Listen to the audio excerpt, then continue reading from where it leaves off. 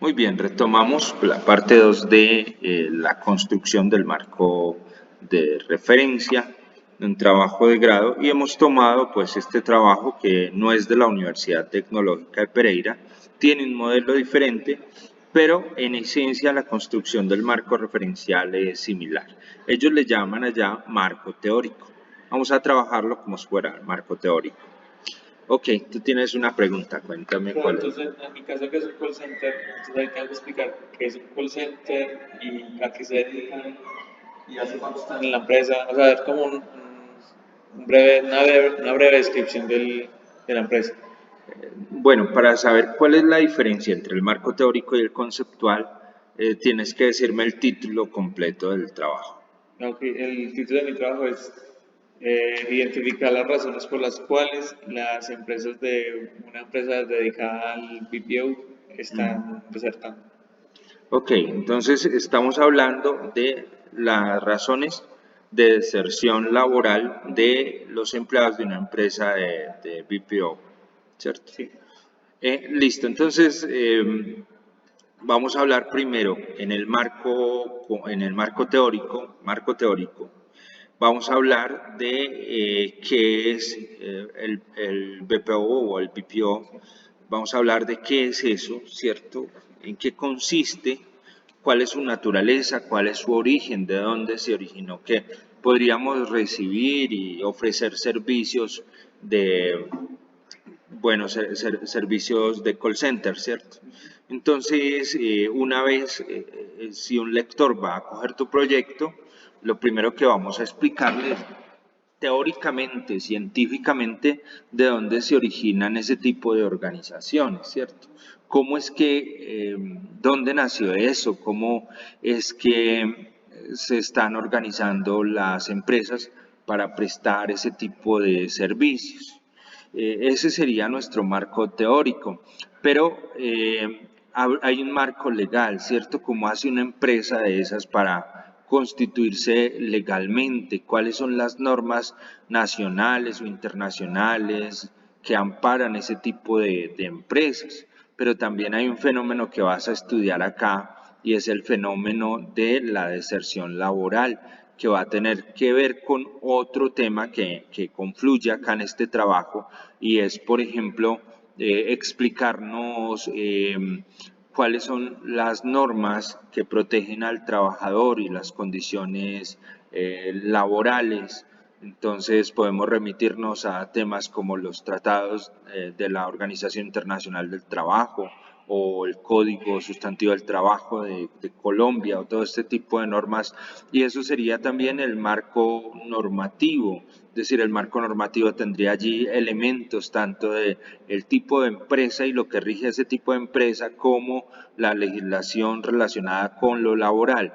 Como dijimos en un momento, el marco legislativo, el marco normativo está hecho desde las normas internacionales, los tratados internacionales, la Constitución Política de Colombia, las leyes, los acuerdos, las resoluciones y todos los tipos de normas que hay desde las superiores hasta las inferiores, digámoslo así.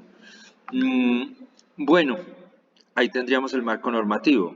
Ahora, el marco conceptual, ese tiene que ver con ese título que tú me acabas de decir. Es decir, el lector debe comprender qué es la rotación laboral y cómo es que se da el tema de rotación laboral en una empresa BPO, qué es una empresa BPO en cuanto a, digamos, cuáles son las condiciones laborales que ofrece, cómo gestiona su talento humano y cómo es el tema de la rotación laboral en este tipo de empresas. Entonces allí ya tenemos construido digamos, los marcos.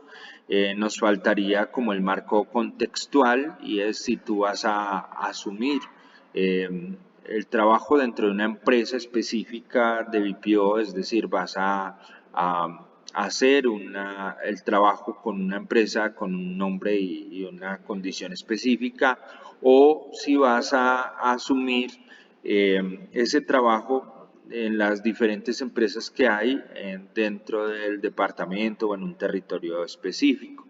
Ese sería nuestro marco institucional, es decir, cuáles son las instituciones sobre las cuales vamos a trabajar. En caso de que sea una sola institución, pues ahí vas a presentar la misión, la visión, los principios y valores, los objetivos estratégicos, la estructura orgánica, la ubicación geográfica.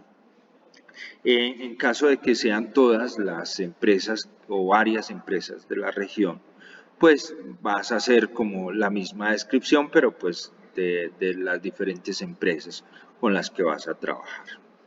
Ahí estaría pues en el marco, en medio del marco contextual, el marco institucional. Y quedaría faltando el marco geográfico. Si crees que es importante, pues estarías hablando de lo que sucede, o la ubicación, perdón, las variables relacionadas con la ubicación de ese tipo de empresas en el entorno. Y el marco demográfico, estaríamos hablando de qué tipo de personas son las que trabajan en estas organizaciones.